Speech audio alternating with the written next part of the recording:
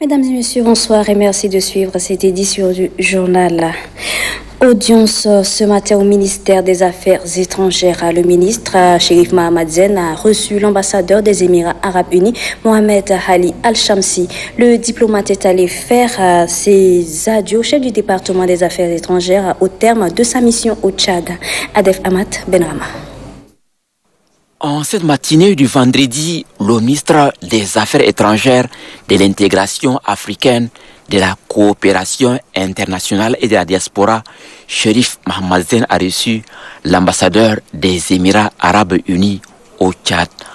Arrivé en fin d'émission, Mohamed Ali Al-Shamsi est venu faire ses adieux au chef de la diplomatie tchadienne, présenter toute sa gratitude et partant aux plus hautes autorités pour l'appui qui lui a été apporté durant plus de 2 ans de sa mission.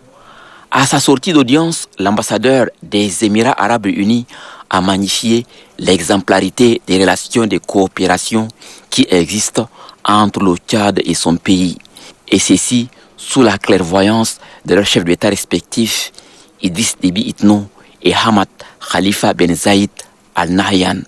Le diplomate émirati a formulé le vœu de voir ces relations bilatérales se consolider davantage dans l'intérêt supérieur de 2 peuples frères et amis. Comme annoncé dans notre édition d'hier, la ville de Sarre dispose désormais de son propre forage de production en eau. Le dit forage a été inauguré ce matin par le ministre de l'Environnement, de l'Eau et de la Pêche, Jamaladine Mahamat Ibrahima. Film en couleur avec notre envoyé spécial Angal Toklok. De l'eau potable conforme aux normes de l'OMS, enfin disponible pour la population de la ville de Sarre. La société tchadienne des eaux STE inaugure un nouveau forage de production en eau à haut débit. D'une grande capacité, ce forage est le premier d'une série de 3 qui desservira les châteaux que compte la ville de Sarre et ses environs. L'événement a drainé le département de l'environnement, de l'eau et de la pêche, les députés de la province du Moyen-Chari, les représentants des partis politiques et la société civile. Moment tout indiqué pour les autorités de la ville de Sarre de saluer l'acte. Selon elle, l'effectivité de cet ouvrage hydraulique met fin à des années de consommation d'eau avec une forte teneur en fer. Je voudrais exprimer toute ma joie et ma reconnaissance au gouvernement et particulièrement au ministre de l'Environnement, de l'eau et de la pêche et les encourager à continuer à appuyer le secteur de l'eau. J'ai saisi cette opportunité pour remercier à travers le ministre de l'Environnement, de l'eau et de la pêche, son Excellence, M. Idriss Déby Itno, président de la République, chef de l'État, qui a toujours inscrit sa priorité de mettre à la disposition de sa population de l'eau potable. Pour le député de la province Roma Dingar Félix, ce nouveau forage apportera des solutions à la consommation d'eau souhaitée par la population sarroise que si et seulement si la STE renouvelle les canaux de transfert de l'eau existants depuis les années 1970. Le secrétaire général 3e adjoint, porte-parole du mouvement patriotique du salut, maître Jean-Bernard Padaré, affirme que ce forage d'eau potable est la concrétisation de l'engagement du chef de l'État, Idriss Déby Itno, à mettre à la disposition de la population tchadienne de l'eau saine, garant d'une bonne santé.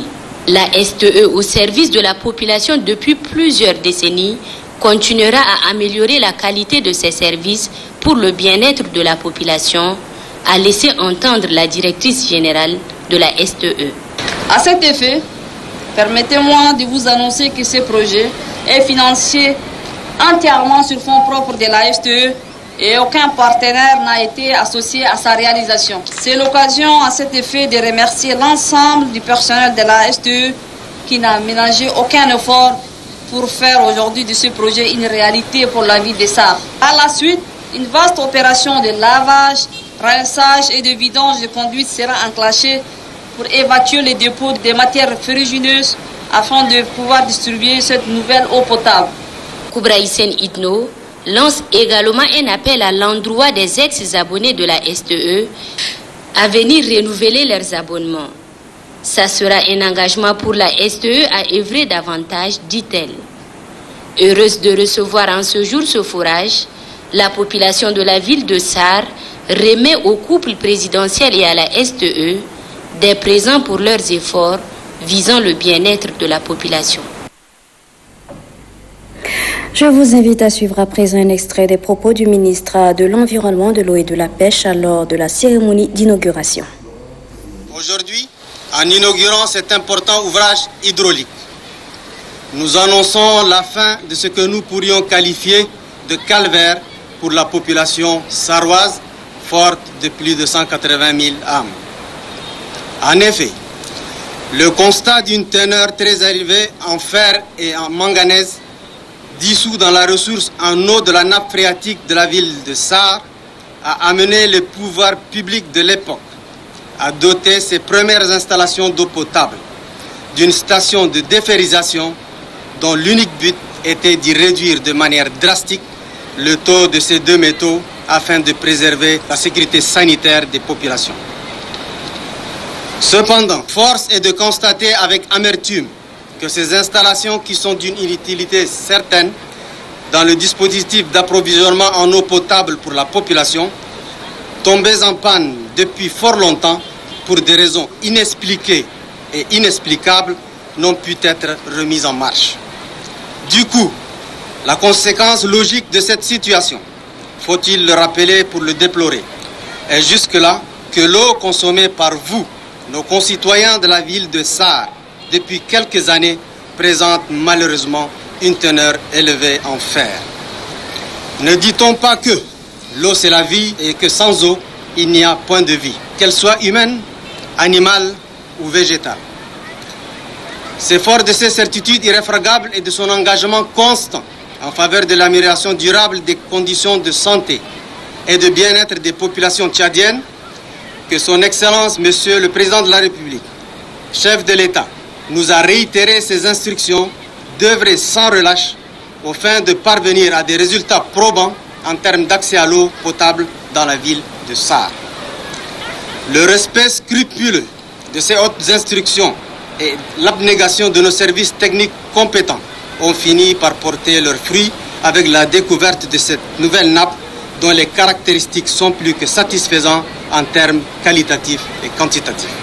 C'est dire donc que cet ouvrage, qui va à jamais changer le quotidien des habitants de la ville de Sarre, vient à point nommé et s'inscrit dans le cadre de la vision 2030, le Tchad que nous voulons, et qui fait partie des axes stratégiques et prioritaires contenus dans le plan national de développement PND 2017-2021.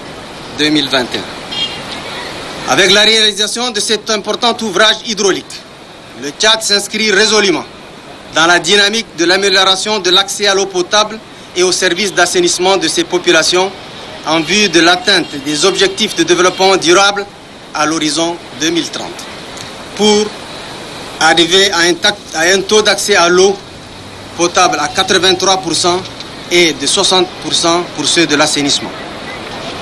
Au regard de l'importance que revêt un tel ouvrage pour un pays comme le nôtre et pour ses populations, en termes de coûts et de services à rendre, dans un contexte fortement marqué par les effets néfastes du changement climatique, j'exhorte tous les acteurs à faire preuve de responsabilité dans la gestion et l'usage de celui-ci.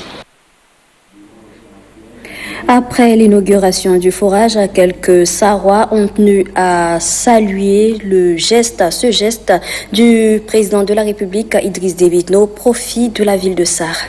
Suivez. Sur l'impulsion directe de son Excellence, Monsieur le Président de la République, chef de l'État, la STE vient d'inaugurer un site de production d'eau potable à haut débit pour la ville de Sarr. Et pour moi, en tant qu'autorité traditionnelle de cette ville, c'est un ouf de soulagement.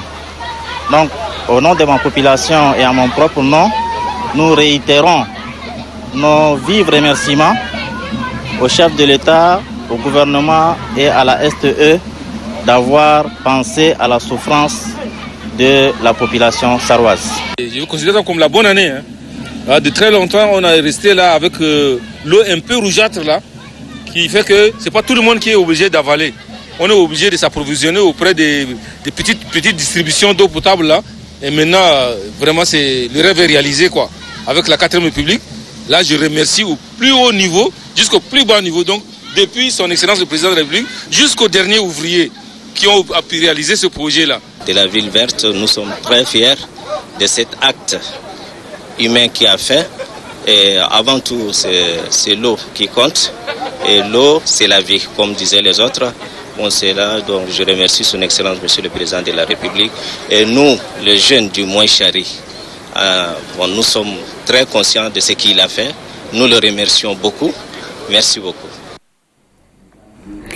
Toujours en ce qui concerne l'eau potable, la directrice générale adjointe du ministère de l'Économie et de la Planification du Développement a présidé ce matin une réunion du programme d'approvisionnement en eau potable et assainissement en milieu semi-urbain et rural. Un programme qui concerne 11 provinces du pays. Granga Chamirima.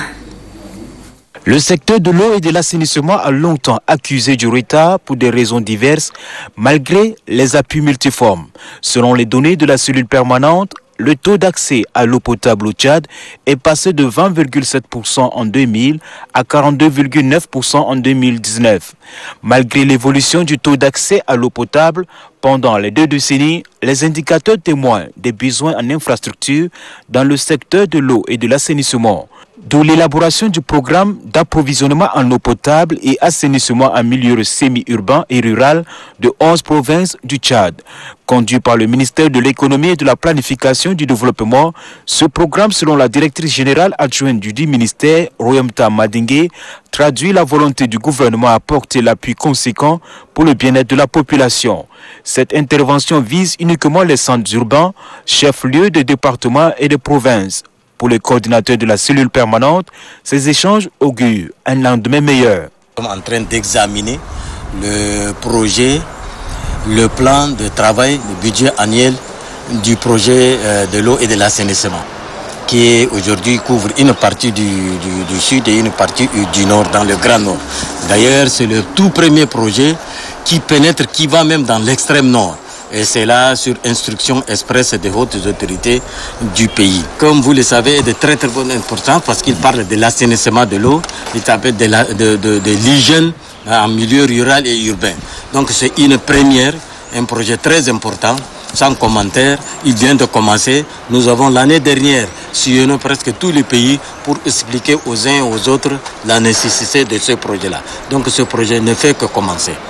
Aujourd'hui, les principaux problèmes à résoudre dans le secteur de l'eau et de l'assainissement sont, entre autres, l'accès à une eau en quantité suffisante et saine dans les centres urbains, le faible accès à des systèmes d'assainissement adéquats au sein des populations urbaines, le faible accès à des systèmes d'assainissement adéquats au sein des populations urbaines et la vulnérabilité des quartiers périphériques aux inondations et l'insalubrité généralisée du milieu engendré par la stagnation des eaux pluviales, auxquelles se mélangent les eaux usées.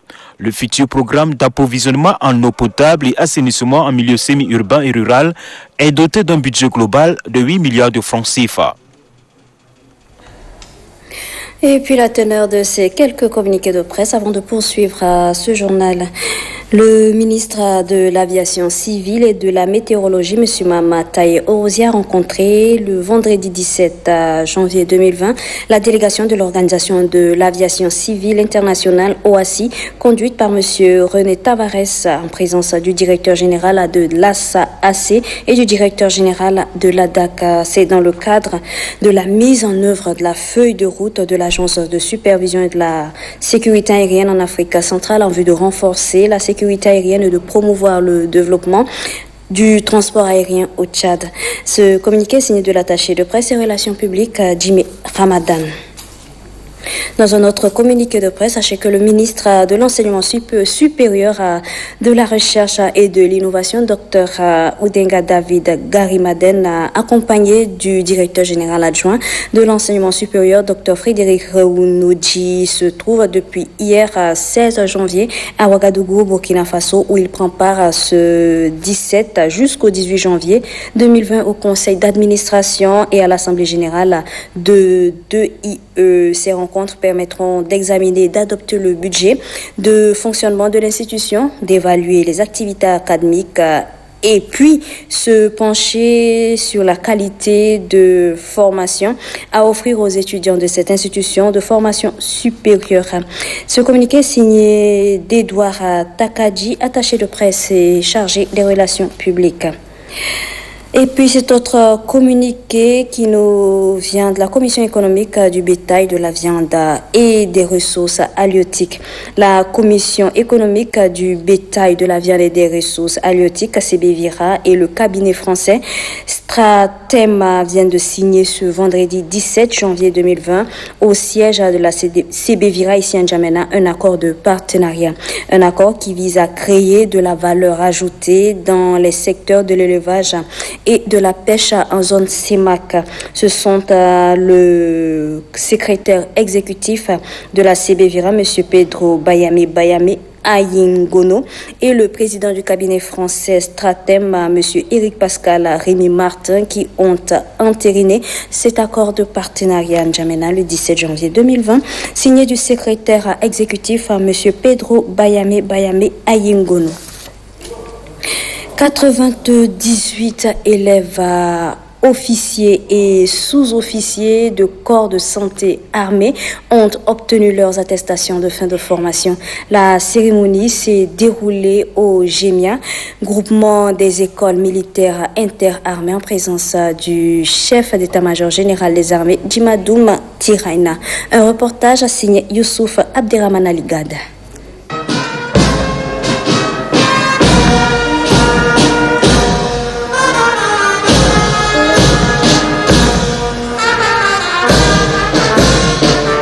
« 98 élèves officiers et sous-officiers, dont 31 femmes, ont obtenu leurs attestations après 2 mois de formation au groupement des écoles militaires interarmées GEMIA, en présence des parents, amis et connaissances. Ces stagiaires de la 2e promotion ont suivi la formation commune de base des élèves officiers et sous-officiers des corps de santé des armées.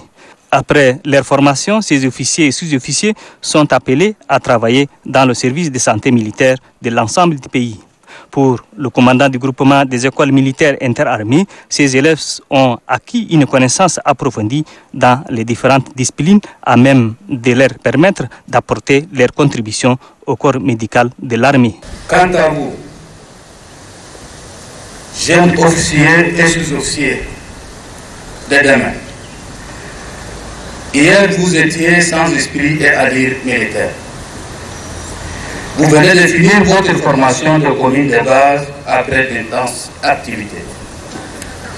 Aujourd'hui, vous avez acquis une connaissance militaire appropriée et sans doute une transformation d'esprit. Il ne vous reste qu'à obtenir vos affectations et à traduire cela dans vos comportements de tous les jours, dans votre vie professionnelle. Vous êtes détenteur de diplômes universitaires. Mais il faut savoir que dans les métiers des armes, c'est l'identité militaire qui est le maître mot. Je vous exhorte d'accorder une grande attention aux éléments qui caractérisent votre identité militaire, entre autres la discipline, l'amour de la patrie, l'esprit de sacrifice, et la camaraderie. Le chef d'état-major général des armées, premier adjoint, le général Djimadoum Tiraina, a souligné que ces officiers et sous-officiers sont capables de relever le défi sanitaire dans les différentes unités opérationnelles. Notre armée nationale a besoin des hommes et femmes formés et compétents dans les différentes spécialités, dont celle de la santé. pour lui permettre de jouer pleinement son rôle, à savoir la défense de son intégrité territoriale. La cérémonie a pris fin avec un défilé des nouveaux officiers et sous-officiers des corps des armées sortis de Jémia.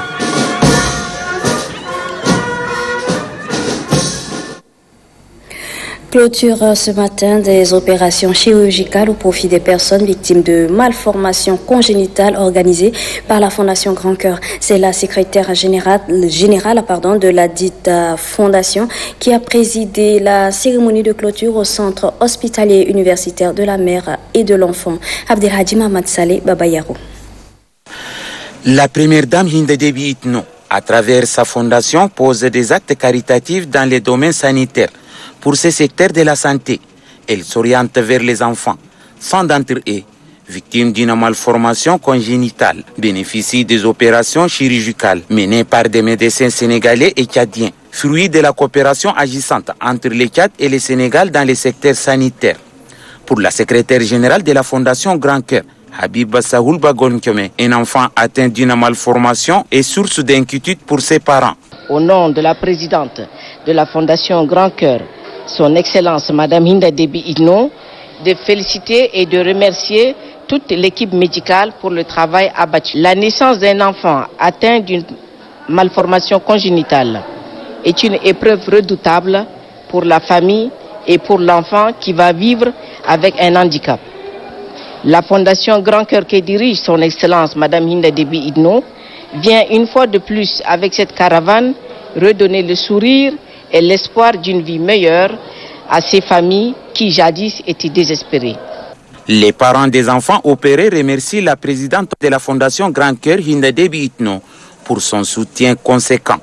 Après la clôture de la caravane de prise en charge des malformations congénitales, la secrétaire générale de la Fondation Grand Cœur, Habiba Sahoul Bagonkiome, accompagnée des membres de cette institution et les responsables du centre hospitalier de la mère et de l'enfant, ont visité l'unité de prise en charge de la drépanocytose, une unité gracieusement offerte par la présidente de la Fondation Grand Cœur et l'association La Plume pour la culture et le développement, inaugurée le 11 janvier dernier. Le coordonnateur de l'ONG dénommé ACID, par ailleurs ancien ministre du pétrole, a animé hier une conférence débat à l'université Mikoussi. Boukar Michel s'est entretenu avec les étudiants sur le changement de climat et l'adaptation à ce changement en s'inspirant de la Déclaration des droits de l'homme. Ahmad Garasta. Le changement climatique est une réelle menace pour la planète Terre. Ce phénomène naturel, qui sont aussi en partie dus à l'homme, sur l'environnement a des impacts négatifs sur la vie de l'homme. La destruction de la nature et l'érosion des gaz sont entre autres les principales causes du changement climatique. Face à cette situation, le gouvernement et ses partenaires techniques et financiers ont entrepris des actions et stratégies de lutte pour un développement durable. C'est dans cette optique que l'ancien ministre du pétrole et de l'énergie et coordonnateur de l'ONG ACID a rencontré les étudiants de l'université privée Mikoussi de la filière droit et géographie. Boukar Michel a entretenu l'assistance sur le thème intitulé « Pourquoi le climat change-t-il et comment s'adapter en s'inspirant de la Déclaration universelle des droits de l'homme ». Il est ici question de permettre aux étudiants de compléter leurs connaissances académiques dans le domaine environnemental. Il est question que nous cherchons à trouver une solution pour utiliser les énergies renouvelables. D'ailleurs, la bonne nouvelle, vous et moi, on a suivi que au niveau du gouvernement, on a commencé déjà à monter des projets à partir des centrales solaires. Et donc il y a 6 villes qui vont être électrifiées à partir des centrales solaires. Les participants se sont interrogés sur les stratégies de lutte contre la dégradation de l'environnement, le nucléaire civil et le réchauffement climatique.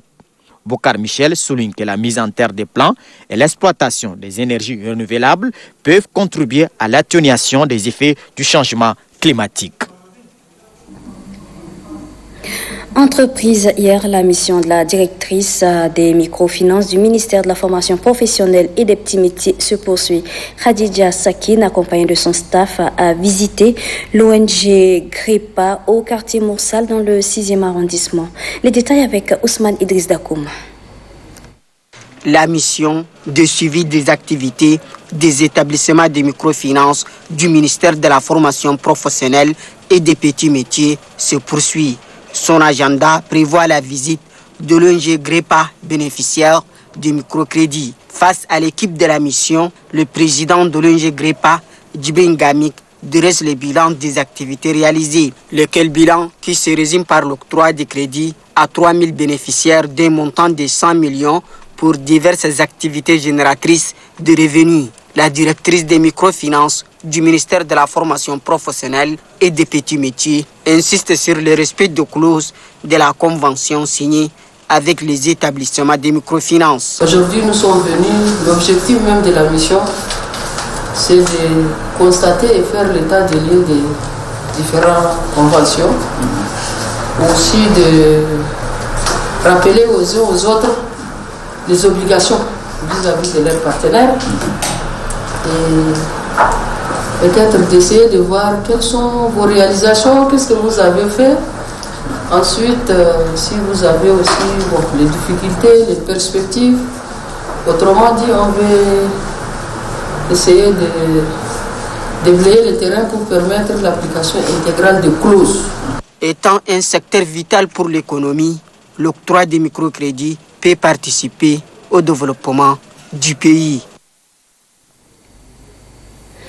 Et puis le directeur général adjoint de l'autorité de régulation du secteur pétrolier aval du Tchad, Arsat Hamida Djimono Djouma, a présidé la cérémonie d'ouverture de l'antenne de Moundou de l'Arsat. La cérémonie a été présidée par le secrétaire général de la province du Logone occidental, Ngana Djekila, Robert Doumio.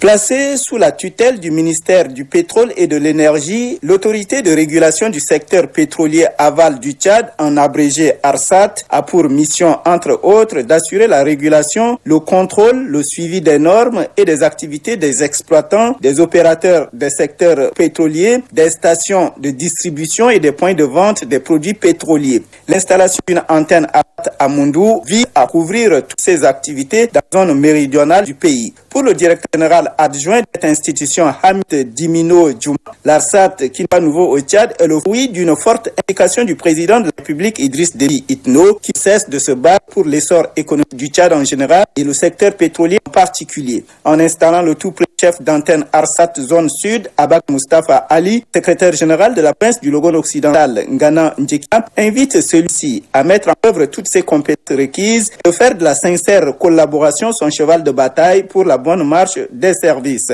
Monsieur Abakar Mustafa Ali, vous êtes désormais membre à part intégrale de l'administration provinciale, non seulement du Logone occidental, mais de toute la zone méridionale, au regard des attributions qui sont les vôtres. À cet effet, je vous invite à mettre en œuvre toutes vos compétences requises afin de mériter la confiance manifestée en votre personne. Dans son mot de remerciement, le chef d'antenne ARSAT Zone Sud, Abakar Mustafa Ali, a saisi l'occasion pour demander à tous les opérateurs économiques, notamment ceux du secteur de l'aval pétrolier, à s'approcher de son service pour s'enquérir des textes qui réglementent ce secteur. Je compte sur votre soutien et sur vos conseils multiples pour atteindre l'objectif de ma mission. Je m'engage résolument à travailler sous votre autorité, monsieur le gouverneur, sur les tâches qui sont les miennes. Une photo de famille a mis un terme à cette double cérémonie.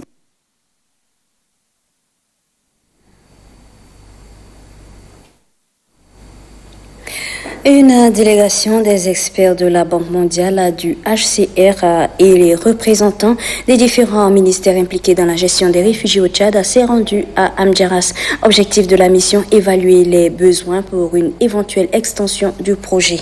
Hassan Lamé.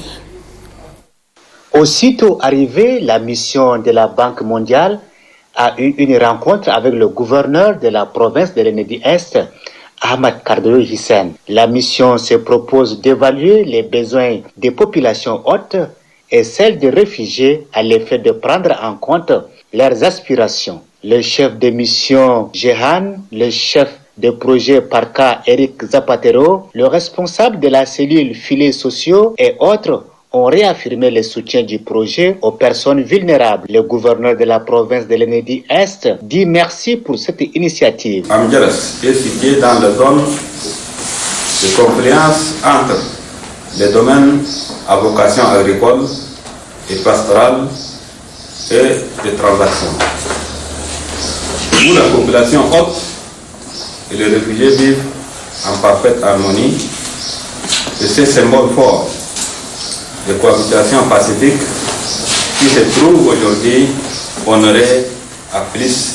Après Amdjaras, la mission est allée visiter le camp de réfugiés d'Ouri Kassoni à Kariari. Les réfugiés ont présenté quelques doléances relatives au centre de formation, au centre de santé, l'école, le manque d'eau potable, les fournitures scolaires et autres. Le responsable de la cellule filets sociaux, Jafé Doudou Benjila, déclare que le gouvernement est au centre de ce projet. La cellule filets sociaux, c'est une structure de l'État qui est créée par le gouvernement pour aider le gouvernement à mettre en œuvre les actions de protection sociale, en fait, de façon globale.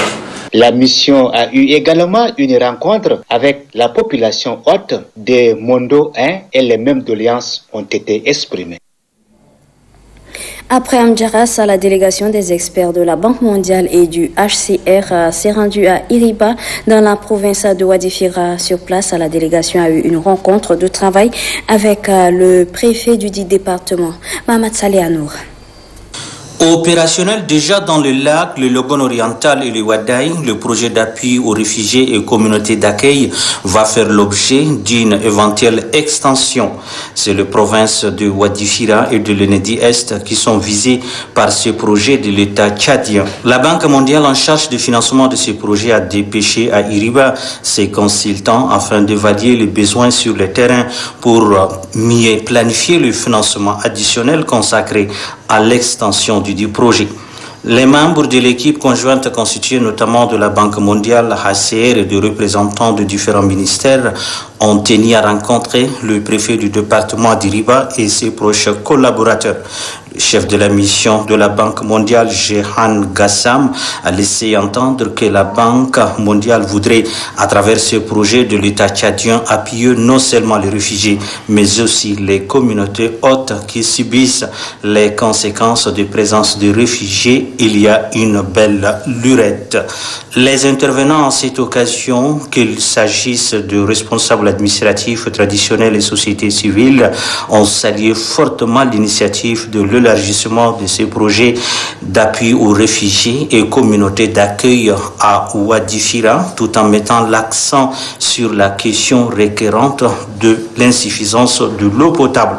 Les acteurs humanitaires œuvrant dans la zone ont également énuméré au cours de leurs rencontres avec la mission quelques défis liés à l'insuffisance du personnel soignant, enseignant, des infrastructures hydrauliques et du problème foncier. À Gosbeida, dans la province de Sila, le secrétaire général de la province a présidé la cérémonie de passation de service entre le nouveau délégué provincial du ministère de la Production, de l'Irrigation et des équipements agricoles et le sortant Ben Arabi Abderrazak. Majimta Boulo Lissouane, nommé par décret 2027 du 4 décembre 2019, a pris officiellement fonction ces jours. La cérémonie solennelle de passation de service s'est déroulée en présence d'un grand nombre d'invités. Occasion pour le chef secteur provincial de l'agriculture, Bakhet Ahmad, représentant le délégué de développement rural sortant, de mettre en exergue les efforts fournis pour un meilleur rendement afin d'atteindre l'autosuffisance alimentaire en dépit des difficultés et autres défis. Avant de renvoyer Majimta Boulo Lucien à l'exercice de ses fonctions, le secrétaire général de la province, Oumarou Sanda Makaché III, a invité tous les chefs des secteurs, sous-secteurs, les partenaires à divers niveaux à prêter main forte à la déléguée. La nouvelle déléguée, tout en remerciant le président de la République Le ministère pour la confiance placée en elle affirme prendre toutes les dispositions pour conduire à bon port sa mission. Et puis le ministre de la Communication, Oumar Yaya Hissène, a lancé ce matin à Bangor les activités du 9e congrès de l'Union des journalistes tchadiens UJT. L'événement est placé sous le thème « Les journalistes face aux défis de la profession ». Ganda Tao Amia est à Bangor. Placé sous le thème « Les journalistes face aux défis de la profession », le 9e congrès de l'Union des journalistes tchadiens UJT est présidé par le ministre de la Communication, porte-parole du gouvernement, Oumar Yaya Hissène. En plus de quelques 200 journalistes venus des différents horizons du pays, plusieurs autres personnalités et anciens journalistes ont répondu présents à ce congrès ordinaire électif. Le président du comité d'organisation, Évariste Ngaralbaï, s'est tout d'abord félicité de la toute première organisation du congrès de l'Union des journalistes tchadiens hors de la capitale avant de lancer un vibrant appel aux journalistes de renoncer aux querelles intestines qui détruisent l'espace médiatique. Le président de l'UJT, Bengal Larmé Laguerre, note pour sa part qu'il a hérité d'une situation catastrophique tant administrative, organisationnelle et financière de l'ancienne équipe. Des querelles de leadership ont failli mettre à mal l'existence de l'UJT. Toutefois, pour lui, ce mandat est un pari gagnant au vu des multiples réalisations dans le domaine de la formation et des activités menées. Le gouverneur de la province du Mayo-Kébi-Est, Ahmad Taha Mahamad Abdoulaye, a souligné que cette assise vient à point nommé au moment où le Tchad s'active pour l'orientation des élections législatives. Ce congrès vient à point nommé au moment où notre pays s'apprête à amorcer les élections législatives et communales.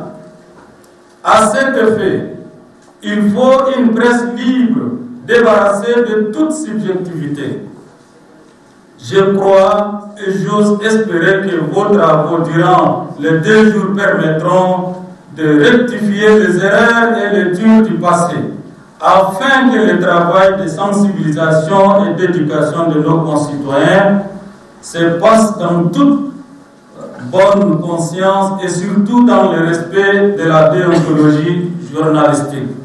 Le président de la Hama, Dieudonné Dionabay, a quant à lui s'est inspiré du thème pour attirer l'attention des hommes des médias et des organes de presse qui sont envahis par des non-professionnels et qui trahissent l'image des journalistes. Nous disons et nous le réaffirmons qu'il est grand temps de tirer la sonnette d'alarme. Malheureusement, il y a des pratiques désastreuses qui aujourd'hui ne répondent pas à l'éthique et à la déontologie journalistique. Nous constatons que la presse est manipulée, qu'elle verse dans la propagande. La presse est entre des mains indélicates ou est manipulée par les pouvoirs de l'argent. De plus en plus, il y a la corruption qui fait que le traitement de l'information n'est plus au ordre journalistique, c'est-à-dire une information vérifiée, juste, non partisane et équilibrée. Lançant officiellement les travaux du 9e congrès ordinaire électif de l'UJT, le ministre de la Communication, porte-parole du gouvernement, Oumar Yaya Hissène, a déclaré que le thème de ce congrès doit interpeller tous les journalistes d'éviter de tomber dans le traquenard. Il les invite au respect strict de l'éthique et de la déontologie du journalisme tout en observant l'honnêteté, l'impartialité, l'objectivité dans le traitement de l'information. Oumar Yaya Hissène promet le soutien du gouvernement aux journalistes et les exhorte à identifier les vrais problèmes qui minent le métier et empêchent son développement. À l'issue des travaux de ce congrès, le ministre de la Communication, porte-parole du gouvernement, Oumar Yaya Hissène, dans son allocution, invite les journalistes à plus de responsabilités. Suivez. Le thème choisi pour ce 9e congrès, à savoir les journalistes face aux défis de la profession, interpelle tous les professionnels des médias au regard de l'évolution technique et technologique, mais surtout du contexte quelquefois contraignant qui exige des journalistes une prudence et une vigilance afin d'éviter de tomber dans le traquenard dressé sur le chemin de la complexité du métier. J'insiste sur la prudence, puisque dans l'exercice de votre profession, vous devez savoir que la liberté de la presse n'est pas seulement la liberté de ceux qui l'exercent, mais également de ceux pour qui elle est exercée. Toute autre forme de la liberté de la presse serait une liberté d'indifférence et traduirait un manque de responsabilité sociale. C'est pourquoi il vous est exigé, pour rester professionnel et s'épanouir dans le monde de la presse, d'observer la neutralité, l'impartialité, l'honnêteté et l'objectivité. Mesdames et messieurs les congressistes, le journaliste d'aujourd'hui doit prendre conscience des réalités du moment et surtout de la responsabilité sociale qui est la sienne. Il doit aussi savoir qu'il est le lien entre l'État et le citoyen. Et pour renforcer ces valeurs, l'Union des journalistes tchadiens UJT doit être une véritable école de civisme et de citoyenneté, une sorte de creuset où les journalistes viennent se ressourcer et évaluer la part de leur responsabilité et de leur contribution, ainsi que le rôle qu'ils jouent dans la construction et la consolidation de la nation tchadienne. Chers congressistes, pour parvenir à cerner tous les contours des défis qui se présentent à vous et tenter de les relever progressivement, vous aurez l'occasion pendant les 2 jours qui vous sont consacrés pour vous pencher minutieusement et sereinement sur les textes de base de votre organisation, les enjeux actuels et futurs de votre profession, ainsi que les trajectoires à tracer et les balises à fixer pour permettre à l'Union des journalistes tchadiens de reconquérir et s'approprier l'espace qui est le sien. Je souhaite vivement que ce congrès identifie les vrais problèmes qui minent la profession et qui retardent son développement et son épanouissement. Le gouvernement de la République du Tchad, par ma voix, demeure attentif à vos préoccupations et continuera à vous apporter tout son soutien pour que votre métier se professionnalise davantage et rayonne au-delà de nos frontières. L'on constate depuis quelque temps déjà la vente et la consommation abusive de boissons frelatées par la jeunesse tchadienne, des produits qui représentent d'ailleurs un danger pour la santé. Cette situation a alarmé notre reporter Garcetti Aimé qui nous en parle dans ce reportage.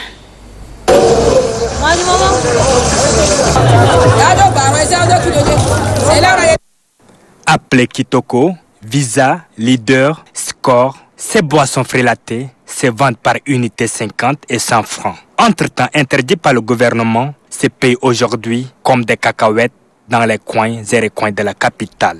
Ces phénomènes récurrents laissent indifférents les jeunes de différentes couches sociales dans la consommation abusive de ces produits psychotropes. Pour ce consommateur, leur prix est à la portée de tous. On reçoit ce qu'on peut payer et ce qu'on ne peut pas payer, on ne peut pas l'acheter. Quand bien même interdites, ces liqueurs frelatées importées, les vendeurs s'arrangent à les vendre. On connaît que c'est interdit, là c'est des prix, mais quand même, notre pays quand même a besoin de whisky. Sinon quand même, on ne boit pas de whisky, il y a quand même d'autres boissons comme le Castel 33. Un fait contradictoire du côté de la brigade mobile. Par rapport à ces produits frélatés, on appelle communément Kitoko et Visa. Et ce qu'ils contiennent dans ces plastiques-là, c'est la même produit. Ils sont en train de masquer les noms pour camoufler la vigilance de la douane. Tout ce qui est produit prohibé, nous on incinère avec des procédures normales. Si on arrête comme ce que vous êtes en train de voir là, on fait les rapports normalement, procès verbal, on envoie la requête au niveau de la justice et le président du tribunal, c'est lui qui signe l'ordonnance d'incinération. Ces alcools sont nuisibles à la santé. La consommation de ces boissons alcoolisées frelatées, notamment entre autres cités communément appelées soit Johnny Walker, Visa, Samson, royales et autres, constitue un réel problème de santé publique de nos jours, et surtout en milieu jeune. En effet, la consommation abusive de ces types d'alcool cause de sérieux problèmes d'ordre social, sanitaire et économique. Sur le plan sanitaire, la consommation de ces boissons alcoolisées frélatées entraîne des complications surtout à long terme, et ce qu'on appelle l'alcoolisme chronique, avec des problèmes de santé tout d'abord au niveau du foie. Ça peut causer ce qu'on appelle la cirrhose hépatique, et ça peut entraîner également l'ulcère. Si vous constatez bien, ces jeunes ou bien ces consommateurs chroniques ont tout le temps des problèmes au niveau de l'estomac. Ils se plaignent de douleurs et à la longue, ça entraîne même des saignements internes. Et c'est ce qu'on appelle l'ulcère gastrique. Et ça entraîne aussi des troubles psychiques. À quand s'arrêtera cette course vers la mort? Il revient à la jeunesse de prendre conscience pour préserver sa vie.